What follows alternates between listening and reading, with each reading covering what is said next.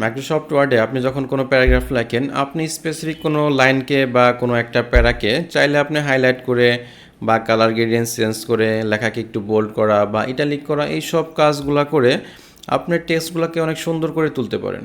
তো আপনি যদি চান একটা প্যারার মতো আপনি সকল ফুল আর্টিকেলটা আপনি একটা ফরম্যাটে নিয়ে আসবেন, সেক্ষেত্রে আপনার কী করতে হবে?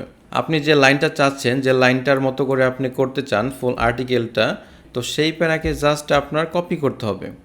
তো আমরা সাধারণত কপি করি Ctrl+C দিয়ে। আপনি যখন ফরম্যাট পেইন্টারের কাজ করবেন, তো সেই ক্ষেত্রে আপনার কপি করতে হবে Ctrl+Shift+C।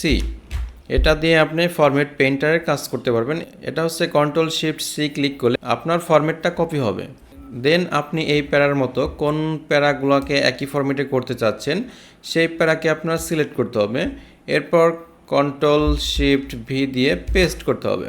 তাহলে আপনি যে প্যারাগুলো চাচ্ছেন আপনার আগের ফরম্যাটের মতো করতে, চাইলে আগের ফরম্যাটের মতো সবগুলো আপনি নতুন করে ফরম্যাট করে তুলতে পারেন।